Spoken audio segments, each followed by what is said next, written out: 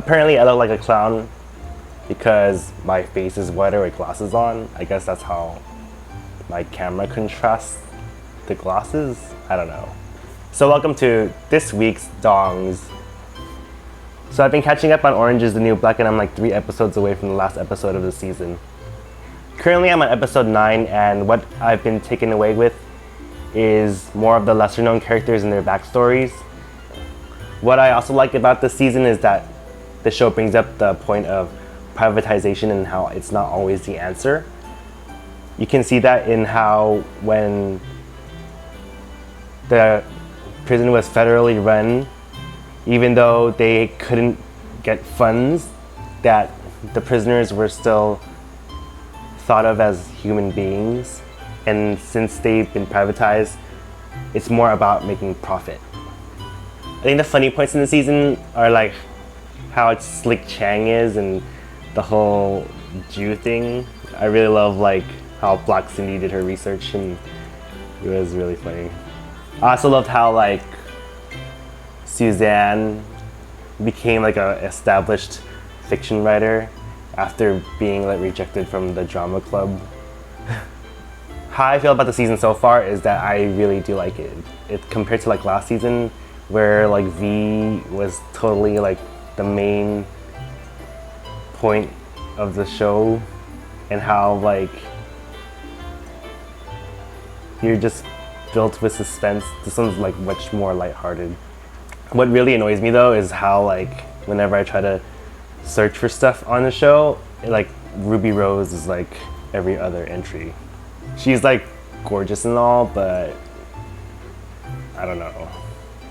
There's just not much to Ruby Rose and her character so far. I don't see why she's so like liked. Besides the fact that she's gorgeous and looks awesome with short hair and everything. But moving on to Devious Maids is like my favorite show so far. I think this week's episode is like the best one so far. I just love this so much. I don't know. Like I've been talking about Nathan Owens for like the past 2 weeks and how like his camera time was like awesome and I loved it a lot. Well, this week it's Ernesto's time to shine and I've been watching like a GIF set of his getting ready to shower scene and I still haven't seen one and it's been like almost a week. I mean I can totally make them myself but I don't really want to. So in place of that I will be adding scenes from his sex scene with Rosie. You'll notice that they're all like centered on Ernesto and not Rosie because I like Ernesto more. I mean I love Rosie but that's not why I watched the show. I mean if I had to choose my favorite maid would be Carmen. I feel like I'm a Carmen on the inside even though I can't sing. I also thought the whole thing about John Viev's sex tape was very hilarious. But yeah, all in my mind is like Ernesto and Rosie's like sex scene and for reasons. Yeah. Well anyways, when it comes to comics, I don't really have much to talk about.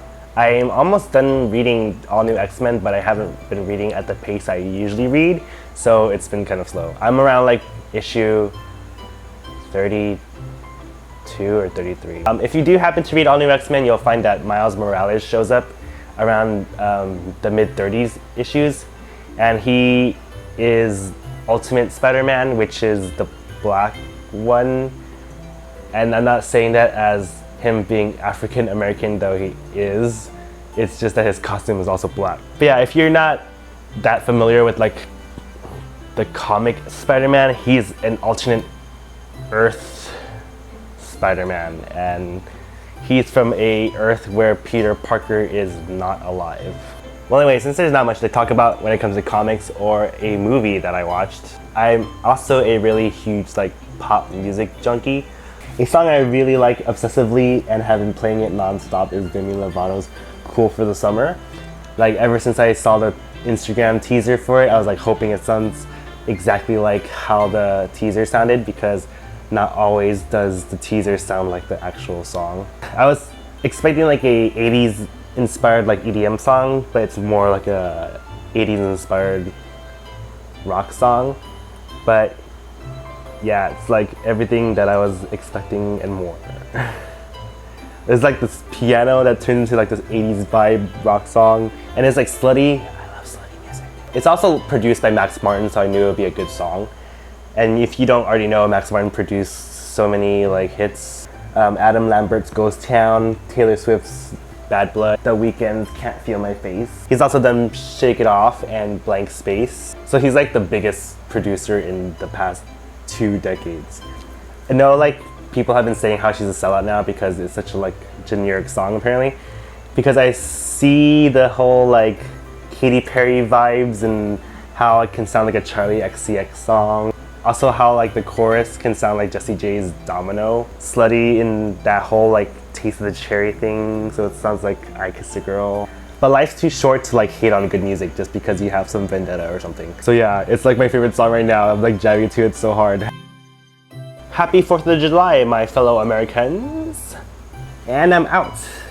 Don't forget to like this video, thumbs it up, and follow me on my other social media platforms. See you next week.